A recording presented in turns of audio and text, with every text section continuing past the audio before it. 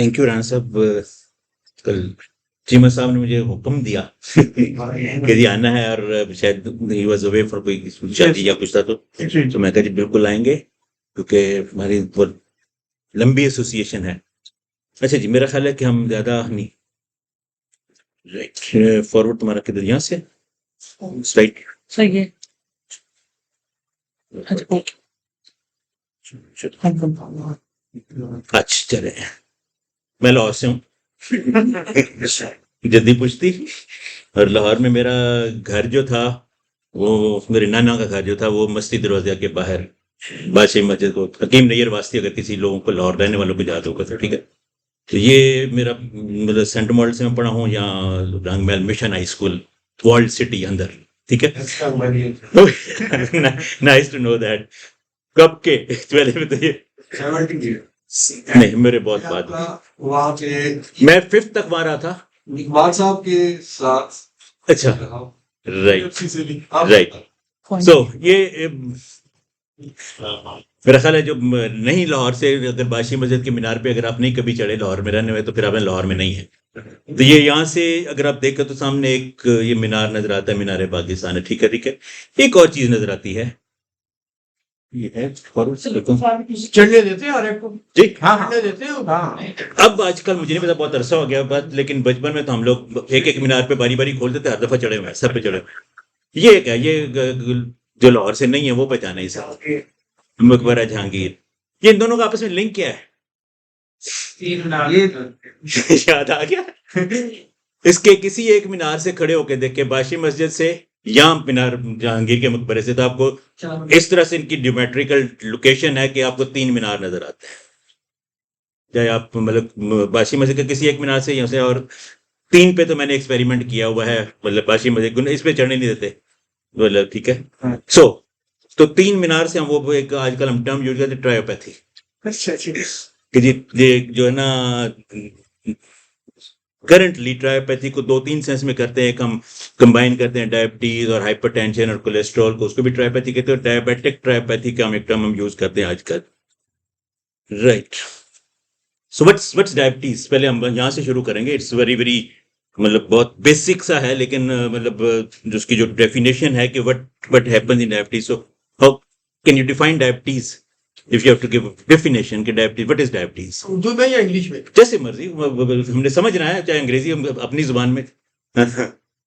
Increase in glucose level from normal, ठीक है। beyond normal, because of insufficiency of insulin, right or it can be defective insulin. Right. That is the reason. Good, right Total or partial. Right, बिल्कुल आपने सही कहा, लेकिन कहना यह है कि ये मेटाबॉलिक डिसऑर्डर है, ठीक है। हम लोग इसको एंडोक्राइन डिसऑर्डर कहते जरूर हैं, लेकिन endocrine disorder type 1 is an endocrine disorder because of lack of insulin, because of endocrine autoimmune disease.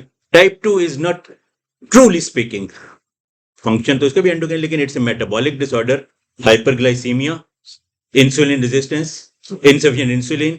एक चौथा कंपोनेंट है ग्लूकागोन सिक्रीशन, मतलब वो भी इसका पार्ट है, जिसको अभी तक हमने एड्रेस नहीं किया। हम इंसुलिन और उसके सारे कर रहे थे, तो दिस इज अनदर। और इनवेरिएबली इन सारों के साथ एबनॉर्मल लिपिड मेटाबॉलिज्म भी होता है। तो diabetes is usually mostly not alone, right. हमारा गोल क्या होता है ट्रीटमेंट डायबिटीज में? What is our goal? Normoglycemic रखना है उसको 70 से लेकर 140 तक in a diabetic patient, and in So- non-diabetic patient up to So- 70 to So 180. one is glycemic control, agreed. Or And prevent the microvascular and the macrovascular complications of that. second, microvascular complication. Or Lipid profile control profile with a normal level. of course if it is, हमने वो उसको अलग कर दिया था कि अगर lipid भी साथ है तो उसको भी, वो भी एक गोल बन जाएगा हमारा। लेकिन may be some of the patient may not, पर अगर डायबिटीज पे अगर फोकस करें प्राइमरीली क्या और फोकस क्या होता है हमारा?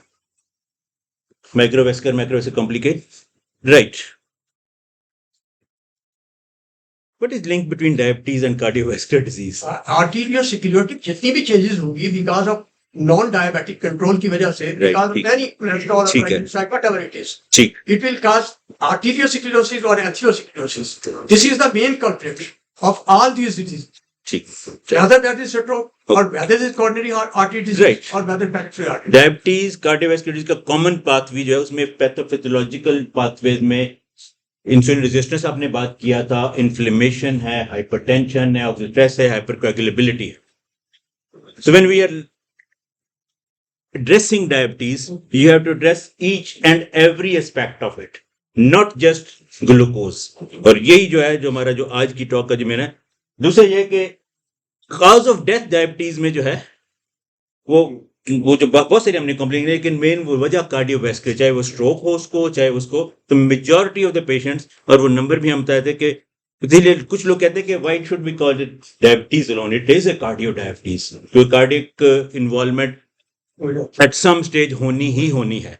और जब हमने इसको ट्रीट करना है तो हमने वो कार्डियो कंपोनेंट को साथ ही लेके चलना है, सिर्फ ग्लाइसेमिक, वो जो आजकल एक टर्म यूज होती है कि ग्लूकोसेंट्रिक अप्रोच वर्सेस कार्डियोसेंट्रिक अप्रोच, बल्कि इसको उन्होंने इकट्ठा कर दिया, ट्रायोपैथी यहाँ पे कहते हैं कार्डियो रीनल मेटाबॉलिक, ये ट्रायोपैथी जिसकी हम बात कर रहे थे ना, तो आजकल कहते हैं कि इट्स ए ट्रायोपैथी, तो कार्डियक भी देखना है, रीनल भी देखना है, मेटाबॉलिक भी देखना है, तीनों को साथ ही साथ लेके चलना है।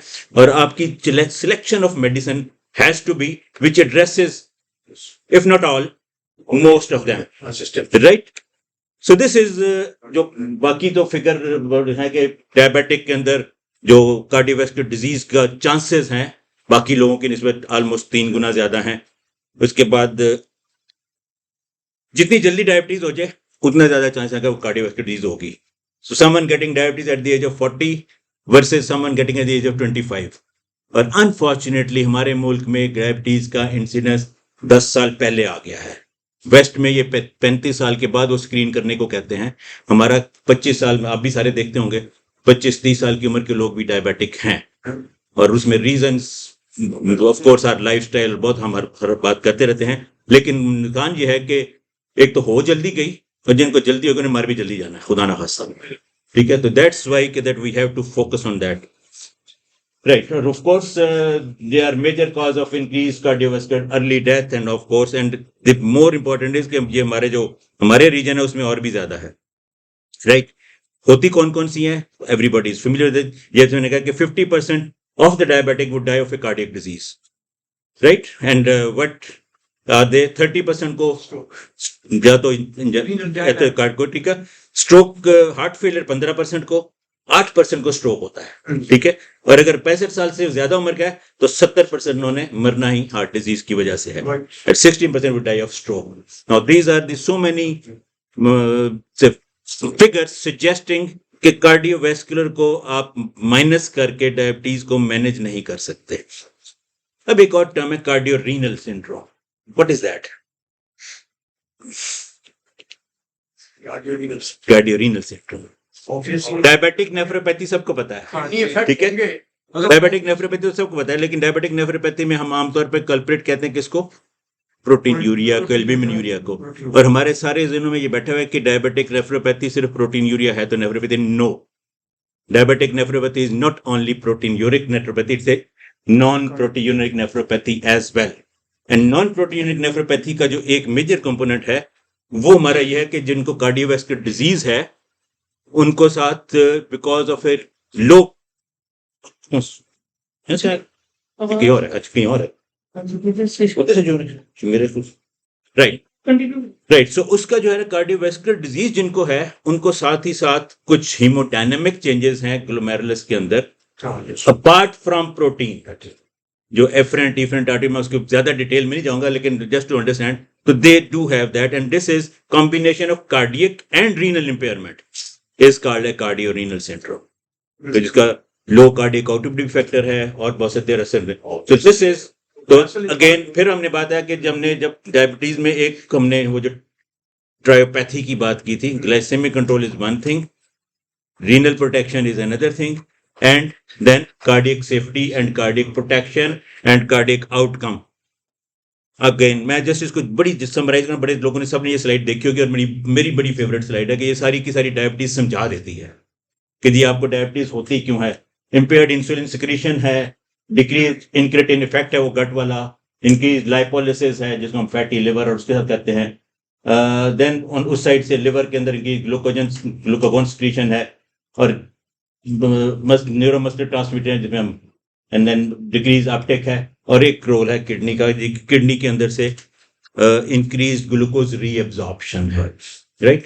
सो दैट इज, तो अभी तक हम सारे इन सारों को देख रहे थे। 10 साल पहले तकरीबन समवेयर इन 2013-14 ये किडनी को भी उन्होंने सोचना शुरू किया कि ये अगर एब्जॉर्ब ज्यादा कर रहा है तो इसी रीअब्जॉर्प्शन को बंद करके देखा जाए, क्योंकि अभी तक हमारा सारे का सारा फोकस था इंसुलिन के ऊपर और इंसुलिन की कमी आ जाती थी। तो this is and then these are the various the effect जो उनके ऊपर होते हैं, राइट। इंक्रेटिन इफेक्ट गट के ऊपर है, पैंक्रियाटिक ग्लूकोगन ज्यादा है, इंसुलिन कम हो गई है, इधर से ब्रेन से कुछ फैक्टर है जिनको भी हम एग्जैक्टली जो नॉट एग्जैक्टली नॉन है, ग्रोथ हार्मोन भी है, बहुत सारे फैक्टर हैं। सो ये वो सारे हैं और इनके लिए हमारे पास इलाज क्या है?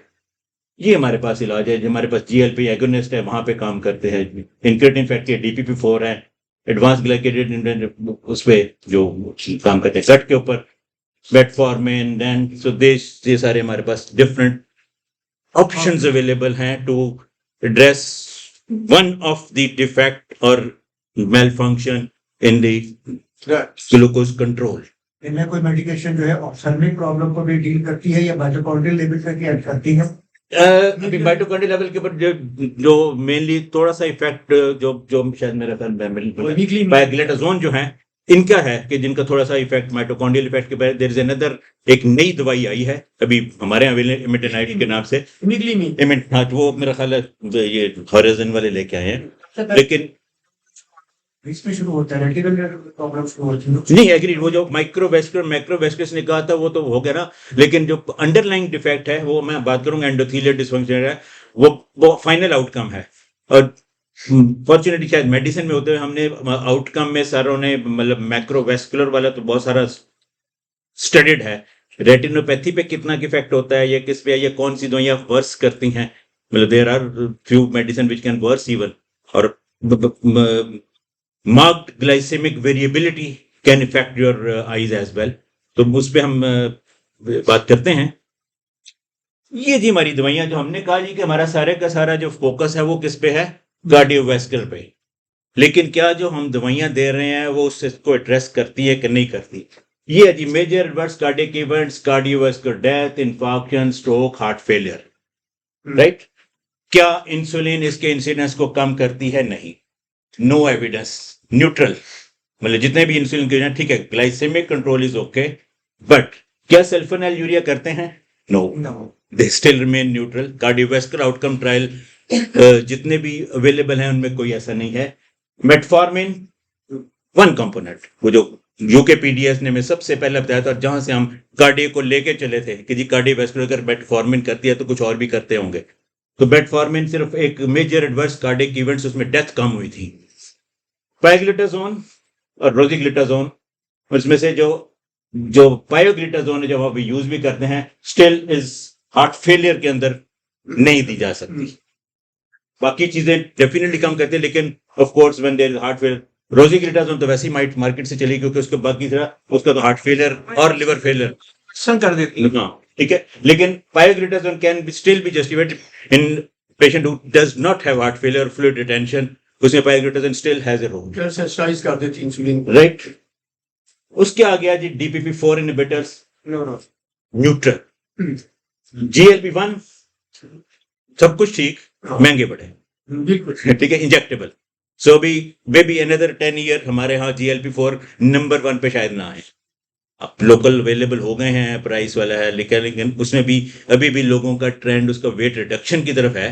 डायबिटीज में भी बहुत लोग कम एक्सेप्ट भी कम करते हैं, लिखे भी कम जाते। ओरल नहीं है सर, रेबिसिस जो था वायरस चीज का ओरल, हाँ नहीं अभी सीमाग्लोटाइड अभी नहीं आया, वो ओरल फॉर्म में नहीं, कोई एक कर रहे हैं, लेकिन जीनोटाइड बाकी जो है ना SGLT2 इनहिबिटर जिसमें हमने आज बात करनी है और इसमें स्पेसिफिकली एम्पा पे बात करनी है, तो ये है कि they are the only thing कि स्ट्रोक का डाटा इनका न्यूट्रल है, राइट। लेकिन बाकी सारे कार्डियोवैस्कुलर जो हमने शुरू से बात की थी कि वरना डायबिटिक पेशेंट ने फाइनली कार्डियोवैस्कुलर इवेंट से है, और हमारी दवाई को ऐसा होना चाहिए कि वो कार्डियोवैस्कुलर इवेंट को भी कम करे रादर देन सिर्फ हाइपरग्लाइसीमिया।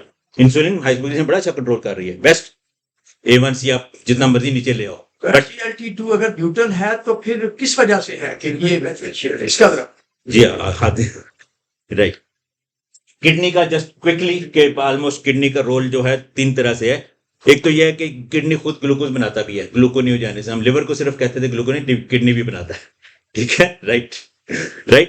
20% जो ग्लूकोनियोजेनेसिस है वो किडनी में होती है। किडनी उसका तो साइज ही इतना, उसका वेट ही इतना नहीं होता, तो how still it is possible. मैं आपको बता रहा हूँ ना कि लेकिन उससे ज्यादा यह कि 10% जो है तो एक्सेप्टेबल है, मसल का भी Right. एक्सेप्टेबल ठीक है, है, but how you can explain this, explain there say where the Yeah. in kidney हाँ. which portion of the kidney store you see glucose and that primarily तो शायद ये वो रीअब्जॉर्प्शन को ही दोबारा प्रोसेस करके, तो उसको मतलब उसका जो कुछ पोर्शन है सिर्फ रीअब्जॉर्प्शन है और कुछ है कि देयर इज सम न्यू से ब्रेक डाउन। इंसुलिन के सबसे ज्यादा यूटिलाइज भी जो करता है वो किडनी ही करता है, राइट।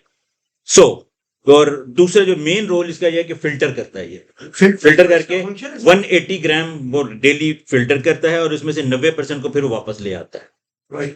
तो SGLT2 जो दवाई डेवलप की गई उसका मेन ये था कि जो फिल्टर वाली को अगर हम जाने दें जाया गटर में जी तो we would decrease the load.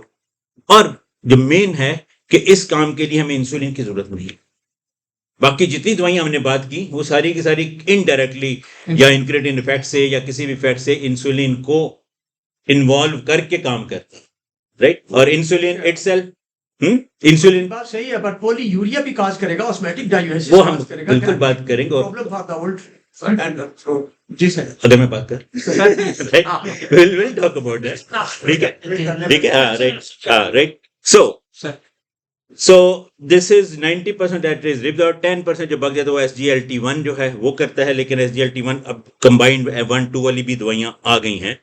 ये सिर्फ जैसे कार्टून ही है कि जो बताता है जी कि यहाँ से गया, यहाँ से आगे गया और ये उसने रीअब्जॉर्ब कर लिया, ठीक है राइट। और ये वाला हाँ, सो ये सारे हैं जो हमने कहा था कि इंसुलिन डिपेंडेंट मैकेनिज्म है जो शुरू में हमने बताए थे। और ये है हमारा किडनी वाला जो रोल है SGLT2 इनहिबिशन वाला, it is glucose excretion without any utilization or need for an insulin. Right? Again, जो आपका क्वेश्चन वाला कि 64 ग्राम पर डे तक 10 मिलीग्राम से और 25 से को बहुत ज्यादा फर्क नहीं पड़ता। मतलब अगर 10 रखें या 25 रखें तो ऑफ कोर्स हम मतलब जो ग्लाइसेमिक कंट्रोल के ऊपर बहुत फर्क नहीं पड़ेगा, लेकिन जो कार्डियोवैस्कुलर आउटकम है उस पे शायद इसका भी फर्क पड़ता है। सो this is the amount it lost.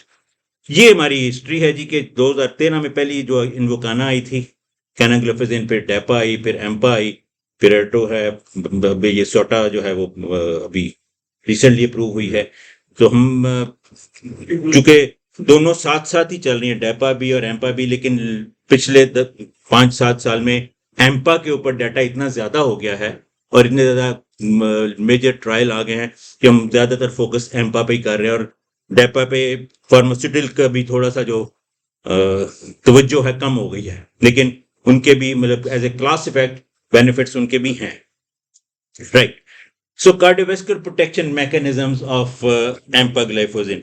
1, glycaemic control में तो हमने कहा सिर्फ 0.6 to 1% ही फर्क डालते हैं A1C में, लेकिन वो जो एडवांस ग्लाइकेटेड एंड प्रोडक्ट्स हैं उसके ऊपर मतलब as compare to other oral hypoglycaemic agents इनका इफेक्ट ये अटेन्यूएट करते हैं ग्लूकोटॉक्सिसिटी को, राइट। सो ग्लूकोज लेवल को अब शायद इतना फर्क नहीं, लेकिन ग्लूकोटॉक्सिसिटी एंड दैट्स व्हाई वो जो जिसके they are receptors for advance glycated end products, जो ग्लूकोज लेवल ज्यादा हुआ और उसके साथ जो मेटाबॉलिक कुछ एंड प्रोडक्ट्स में है उनको हम कहते हैं, तो वो जो है उनके रिसेप्टर्स हैं, उन रिसेप्टर को ये अटेन्यूएट करते हैं, ठीक है। एक ट्रायल था जिसमें उन्होंने कहा जी कि lowering effect is weaken over time but cardiovascular effect उसका फिर भी रहता है। तो ओवर द टाइम हो सकता है कि आपको ग्लाइसेमिक A1C में उतना फर्क ना रहे, लेकिन cardiovascular benefit still remain as such. ये है जी कि अप्रोक्सीमेटली जो वाटर लॉस है 100 to 470 per day loss results in 7% decline in plasma volume by 12 days. Benefit कैसे हो, ठीक है ना, एक तो ग्लूकोज लॉस हो रहा है, उसका क्या इफेक्ट होगा metabolism. I am coming to that point, sir. right. So एक सिंपल वाला है कि एक तो यह है कि आप अपने हार्ट फेलियर अगर ले लें, हम दोनों की बात heart failure non heart failure patient में आमतौर पे आप पानी कम लेने के लिए कहते हैं और हम कहते हैं कितना कम लो, 3 से 4 गिलास मैक्सिमम, या टोटल रिडक्शन हम तकरीबन अराउंड 500-700 ml का करते हैं, ठीक है। और वो बड़ी बेचारे तंग आते हैं right? So if you can have this much of water loss without any diuresis or without anything, so that definitely is helpful. कैसे मैं अभी बात करते हैं. ये आ गया जी के इतना ब्लड वॉल्यूम जो है, जो साथ सोडियम भी साथ लेके जा रहा है, 3 से 4 मिलीमीटर सिस्टोलिक और 2 millimetre blood diastolic blood pressure कम करता है. देखने में ये फिगर बहुत थोड़ा सा है, नॉमिनल सा है, but when you extrapolate into cardiovascular benefit, it's quite high. ठीक है. So or that is again without even use of any other anti-hypertensive agent working through either sympathetic system के थ्रू या ARB या उसके through, independent of that. क्योंकि जब वो सब दे रहे हो तो उनके साथ उनके associated side effect भी साथ होंगे. So if you can write, ठीक है. So heart rate is not increased surprisingly. होना तो ये चाहिए कि हमने वॉल्यूम कम किया है, तो पैराडॉक्सिकली हार्ट रेट बढ़ना चाहिए, लेकिन जितनी भी स्टडियां हैं वो कहते हैं कि हार्ट रेट को फर्क नहीं पड़ता. तो there is some another mechanism which we still don't understand, which does not attenuate sympathetic nervous system. So that attenuation is also one thing, right? Then it not only that, it also ameliorates endothelial dysfunction, right? Then ये है इसके summary के जी क्या कुछ करता है ये. आर्टियल stiffness कम की, आगे जाके हम थोड़ा था स्लाइट इफेक्ट ऑन यूरिया भी है, which is not very much. Uric acid कम करता है, glucose insulin level, of course glucose level कम होगा, इंसुलिन लेवल कम होगा, तो इंसुलिन रेजिस्टेंस की जो हम बात कर रहे हैं, that also would, because insulin itself would चूंकि पॉजिटिव एनाबॉलिक एजेंट है, तो ना सिर्फ ये वो मतलब मसल ग्रोथ बेहतर करती है, बट सारे ही पेशेंट हमारे साथ वेट गेन और वो कंप्लेन करते हैं.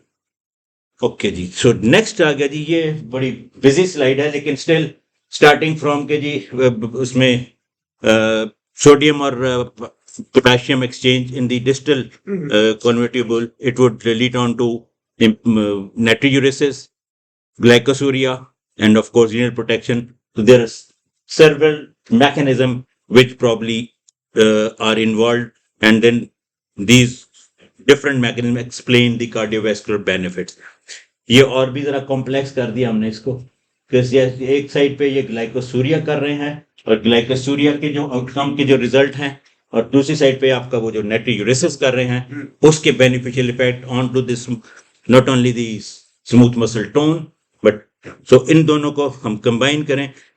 ये है जी हमारे वो जो आउटकम ट्रायल की हम बात कर रहे थे कि हम अगर शुरू कर लें कि 1986-90 के आसपास जाके ज़्यादा हम वो ट्रायल्स की तरफ तवज्जो भेज के हम जो दवाई दे रहे हैं उसका नेट आउटकम है क्या सिर्फ शुगर कंट्रोल हुई कि बंदा लाइफ प्रोलॉन्ग हुई, डेथ कम हुई, हार्ट फेलियर कम हुआ. तो उसमें यहां से लेके यहां तक आप देखो दवाइयां कौन कौन सी हैं, ठीक है, और ट्रायल कौन कौन से हैं. लेकिन ये वाला जो पूछे 2014 से यहां तक जो आए हैं, ये सारे के सारे ट्रायल किसके ऊपर हो रहे हैं? SGLT2. और अब अगर इससे अगले पे चले तो सारे के सारे ट्रायल वो लीडर शीडर वो सारे तो आपके GLP-1 एगोनिस्ट के ऊपर हो रहे हैं, right. So there is definitely some reason and evidence for that. ये डिफरेंट ट्रायल्स हैं ऑफ डिफरेंट जो SGLT2 इनहिबिटर्स के साथ हुए हैं. जो लैंडमार्क ट्रायल जिसको हम कहते हैं एम्पर-रेग, जहाँ से बात शुरू हुई थी कि ये उन्होंने दिया तो इसको डायबिटीज कंट्रोल के लिए, लेकिन पता चला जी कि तो हार्ट फेलियर का भी इंसिडेंस कम हो गया, एडमिशन कम हो गया, डेथ कम हो गया. तो दिस और स्टिल अगर आप बेनिफिशियल इफेक्ट हम ये इन सारे ट्रायल में कैनवा में वो कैनाग्लोफिजिन एक्रेडिस में डिफरेंट है, डिक्लेयर में डेपा है, लेकिन if look at the figure तो सबसे ज्यादा बेनिफिशियल इफेक्ट अभी भी एम्पाग्लाइफोजिन ही शो कर रहा है, ठीक है.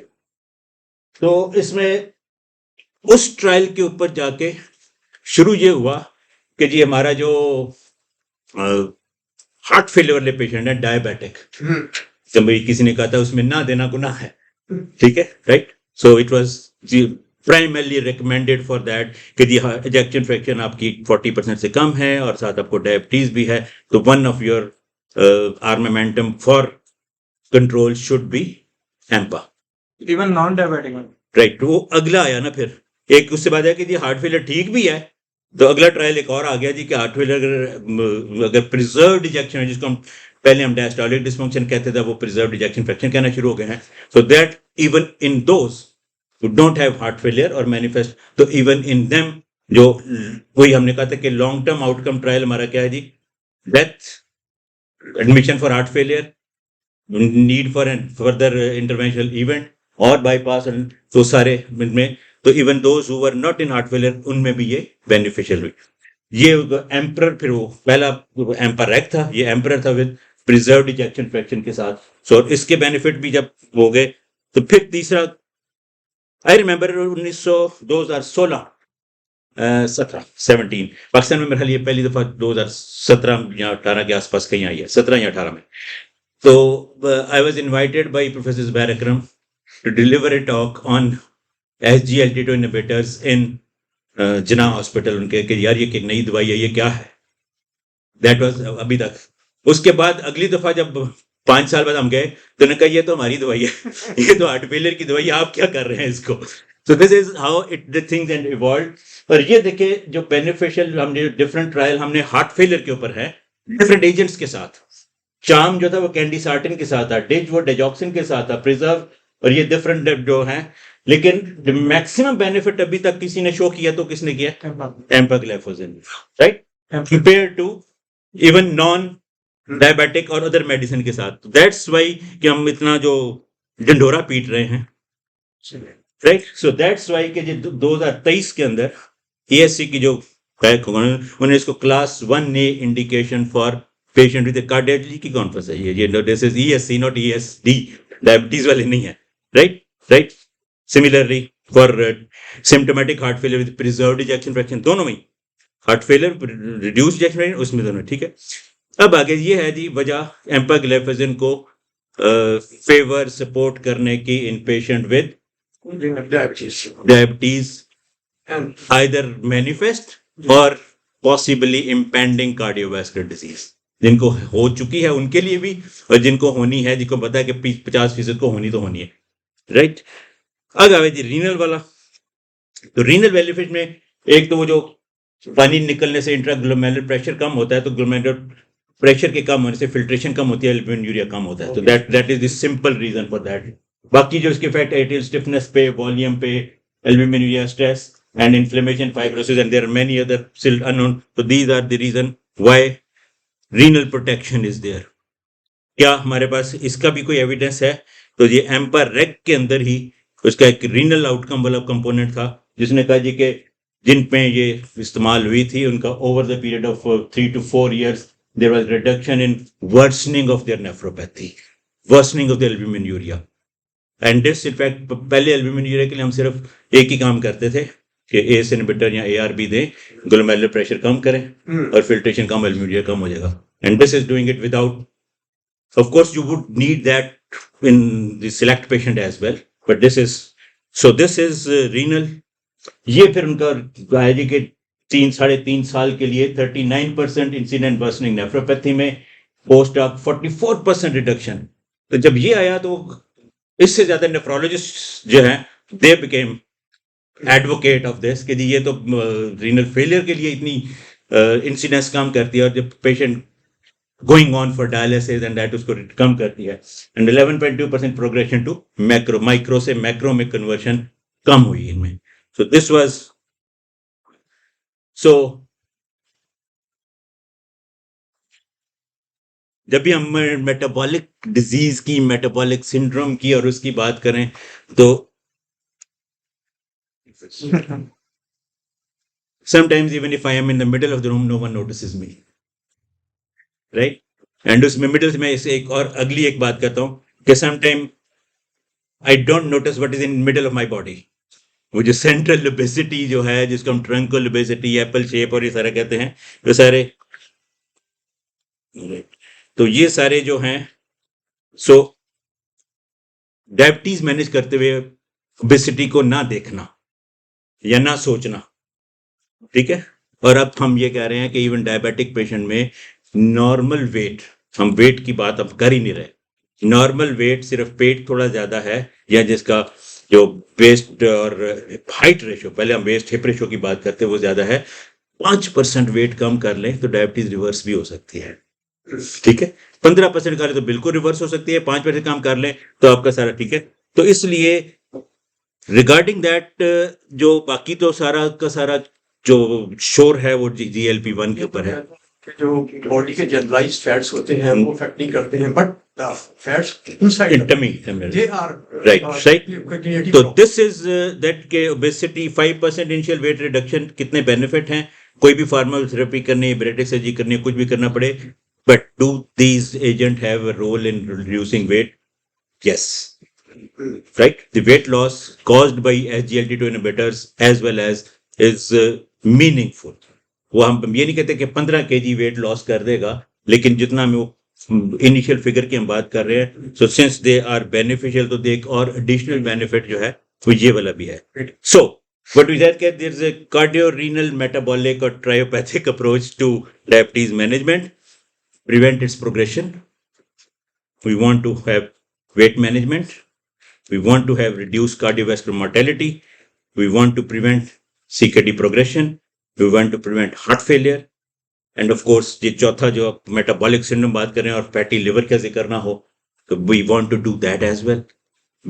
Because हमने कहा जी primarily ये सारे के सारे एक ही थैली के चटे बटे हैं, राइट? और ये ज्यादा रिलेटेड तो वेट क्या था, ऑब्स्ट्रक्टिव स्लीप एपनिया, वेट के साथ भी रिड्यूस है, और ऑब्स्ट्रक्टिव स्लीप एपनिया के ऊपर इतनी सारी स्टडीज है कि इसकी इंप्रूवमेंट के साथ आपका जो नॉट ओनली के आपका हाइपरटेंशन कम होती है, ग्लाइसेमिक कंट्रोल के ऊपर भी इनकी बेनिफिट्स हैं, right? And of course arthritis is another thing which usually comes on to that. So in conclusion, diabetes disease has transitioned from a glucocentric to cardiocentric approach, right? Obesity and weight management should be emphasized. ये अब हम जो lifestyle management, even हर step के ऊपर और हर visit पे patient को बताना पड़ता है. आप जो मर्जी कर लें, आप लोग हमसे बहुत ज्यादा नंबर पेशेंट का देखते हैं और उनको हर दफा बताना पड़ता है, और हर दफा पता है की खामा उसको बताया हो तो उसके पास चार्ट दे, उसके निकालते हो, उसकी फाइल खोले तो अंदर से 6 चार्ट निकलते हैं उसके डाइट के, लेकिन पूछे जैसे डॉक्टर साहब खावा की, इस तरह से डॉक्टर साहब मैं चल लवा करना कितना चला, तो ये मेरा ख्याल है हर विजिट पे एम्फेसाइज करने की चीजें हैं कि सिर्फ दवाई लिख के नुस्खा दे के हमारा काम खत्म नहीं हो जाता. We probably have to emphasise on that as well. Should be assessed for atherosclerotic cardiovascular disease risk. Universally benefit हैं, but those who have an high risk, मैं जब हम ASCVD पढ़ाते होते हैं तो उसमें हम वो एक रिस्क कैलकुलेटर मैं बताता होता हूँ, और बिल्कुल उसके ऊपर अवेलेबल है आपके, उसके ऊपर 4-5 मोटी मोटी चीजें ऐड करके, तो यू कैन गेट. एंड तो दोज हु हैव से मोर देन 5 लेस देन 7.5% को माइल्ड सा रिस्क है, लेकिन जो 20% ज्यादा है तो ये है जहाँ पे आपको ग्लाइसेमिक कंट्रोल के साथ साथ उनका स्टैटिन के लिए भी देखना पड़ेगा, उनको एस्प्रिन के लिए भी रीअसेस करना पड़ेगा, उनको बाकी सारा ठीक है. The selection of glaring agent should depend on ASCVD status and diabetes complication, right. And then जो हमारे 4 पिलर्स हैं, lifestyle is part and parcel. Lifestyle के बगैर कुछ नहीं होना, उसको चाहे आप Ozempic लगवाई जा रहे हैं और साथ वो right. So glycemic management is important, blood pressure is important, lipid management, but agent with cardiovascular and kidney benefits. जब आप दवाई सिलेक्ट कर रहे हैं तो वो आपकी वो दवाई होनी चाहिए. Right. This is अजीज साहब और मैं दोनों यही काम कर रहे हैं. हार्टमेट्स के नाम से एक ये channel, you can scan it. इसके ऊपर ज्यादातर जो हमारी वीडियोस हैं या जो समझ लेके डिस्कशंस हैं, they are for patient, generally patients question, उसका वो क्वेश्चन आंसर की शक्ल में है. और there is another channel by the name of